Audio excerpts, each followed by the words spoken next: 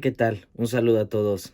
En busca de un sistema político es parte del bloque 3 de Historia de México para tercer grado, que va del periodo de 1821 a 1910, es decir, la conformación y la consolidación del Estado mexicano. Entonces, lo primero que tenemos que recordar es que en 1821 México logra su independencia. La logra estableciendo su primer forma de gobierno como una monarquía, gracias a que los grupos privilegiados y del alto clero en México decidieron que la idea de la independencia sí estaba bien, puesto que en España se estaba firmando una constitución liberal que tendría repercusiones para sus privilegios muy fuertes en este contexto. Entonces hay una pugna, hay una lucha, pues México tiene que tomar una decisión entre ser una república o ser una monarquía.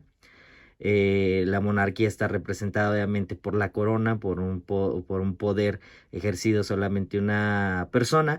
Pues la república es la participación ciudadana, que en este contexto aún no votaban las mujeres malamente. Este contexto, México no inicia con partidos políticos, sino hay logias masónicas. ¿Qué son las logias masónicas? En 1717 se fundan en Londres. Es una institución filosófica y filantrópica que busca la sabiduría y busca ejercer y buscar en el hombre la libertad, la igualdad y la fraternidad. Estos mismos tres conceptos son los que tiene la Revolución Francesa. Entonces, al no haber partidos políticos en México, estas logias masónicas toman esa característica, cosa que va a seguir a lo largo de la historia política de México. Entonces se forman dos grupos de oposición ideológica. Entonces se van a enfrentar, por una parte, los liberales, que los tenemos aquí. Los liberales estaban conformados en su mayoría por masas de personas de modestos recursos, profesiones liberales como los abogados y personas del bajo clero, es decir, sacerdotes, frailes, clérigos que estaban muy cerca del pueblo y vivían las penurias y también entendían a la gente común y corriente, al grueso de la población mexicana. Entonces, en su proyecto político, ellos buscan una república democrática y también en algunos casos federalista y centralista, que es ahí donde va a estar la pugna. El federalismo, bien lo tenemos entendido, busca la autonomía de los estados, y el centralismo pues es mandar efectivamente desde la figura presidencial el poder hacia el resto de las entidades. Pero también buscaba en su proyecto político una república democrática burguesa, ya que los liberales, el liberalismo se forma y nace a partir y a raíz de una revolución industrial. Entonces, busca una sociedad basada en libertades tanto políticas y civiles, y también en un progreso científico. Ahora, si bien recordamos, decimos que no hay partidos políticos sino logias masónicas. Las logias masónicas se basan en ritos y ellos pertenecían a la logia masónica de York, eh, misma que fue fundada por Poinsett, un espía estadounidense en la historia de México, y ellos pretendían una república como la tenía Estados Unidos. Entonces, su grupo antagonista eran los conservadores, que en su proyecto político buscaban nuevamente una monarquía centralizada, y las personas que lo conformaban pues era el alto clero. Eran personas que habían nacido en muy buenas cunas, que venían de una tradición ya colonial, jefes militares de alto rango y terratenientes y comerciantes monopólicos que se habían establecido, nuevamente lo digo, desde la colonia. Entonces ellos buscaban una sociedad basada en el privilegio y totalmente corporativa. Como bien lo dice el nombre, buscaban conservar su privilegio, y ellos pertenecían a la logia masónica de rito escocés, es decir, buscaban una sociedad colonial estratificada basada en el prejuicio y con instituciones fuertes. En esta pugna, en esta lucha, viene hasta 1854 una revolución de Ayutla. La revolución de Ayutla se proclama como un rechazo y desconocimiento al gobierno de Antonio López de Santa Anna, a su Alteza Serenísima, como se había hecho llamar, puesto que tenía un gobierno dictatorial, el cual era absoluto, despótico y caprichoso. Recordemos cómo cobraba impuestos por ventanas y por puertas para poder recaudar dinero. Ahora, vamos a regresarnos un poquito aquí. A los liberales les van a llamar chinacos, estas personas.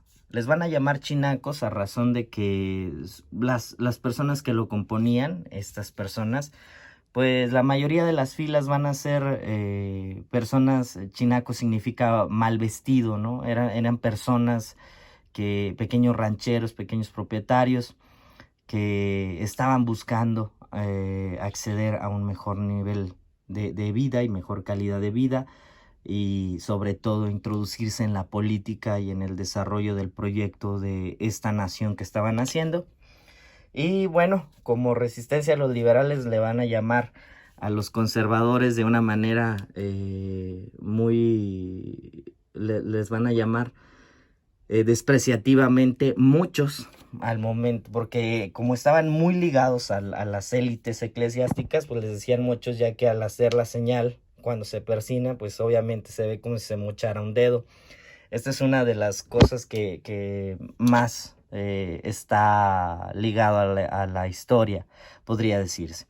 Bien, continuando con esto, Santa Anna, que era un chapulín, un día podía ser liberal, otro día podía ser conservador, pues tenía un gobierno dictatorial.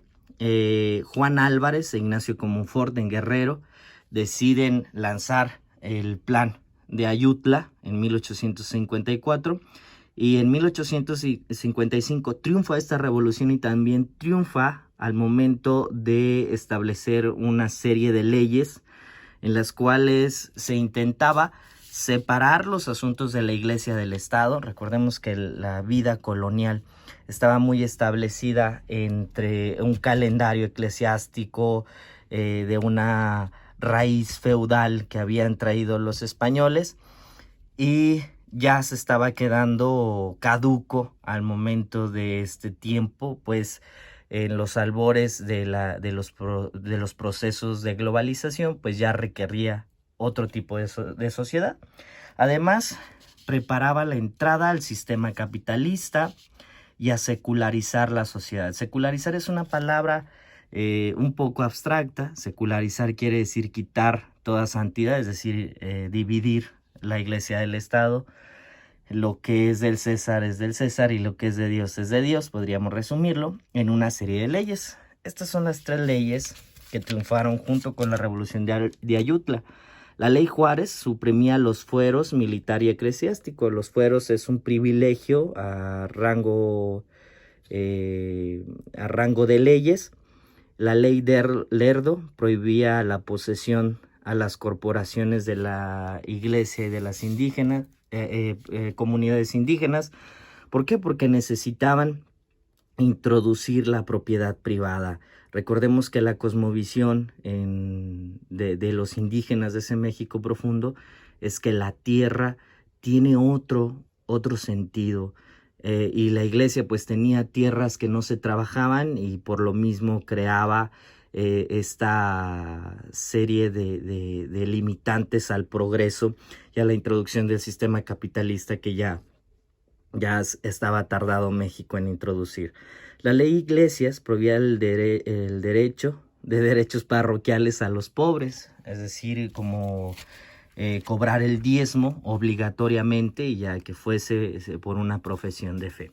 Entonces, la revolución de Ayutla se prepara el escenario para, aquí lo tenemos, la Constitución de 1857, hecha el 5 de febrero, en donde proponía a un México basado en una república representativa, democrática y federal. Federal quiere decir que los estados eran libres y soberanos en su régimen interno. Además, proponía los derechos del hombre, es decir, le otorgaba libertades como la educación, el trabajo, la expresión y culto. Recordemos que la única religión permitida pues era la católica, entonces ya había una máxima apertura a estas, aunque seguía siendo la sociedad mexicana muy católica. La educación es un punto importante. ¿Por qué? Porque en el régimen conservador solamente las personas que tienen la posibilidad y que vienen de familias ricas tendrían la posibilidad de educarse. Entonces también logra tenerle el respeto a la propiedad privada, que es lo que les digo, la introducción al capitalismo y ya tardío para México. Y bueno, esta constitución ejerce un nuevo pacto político en un proyecto liberal de nación. Ahora bien, después de toda esta explicación, hay dos preguntas que les pido responder. La primera pregunta es, ¿cómo les decían despectivamente los liberales a los conservadores y viceversa? Conservadores a liberales. Y segundo es que reflexionemos acerca de cómo podría o en qué pudo beneficiar las leyes de reforma a esta sociedad.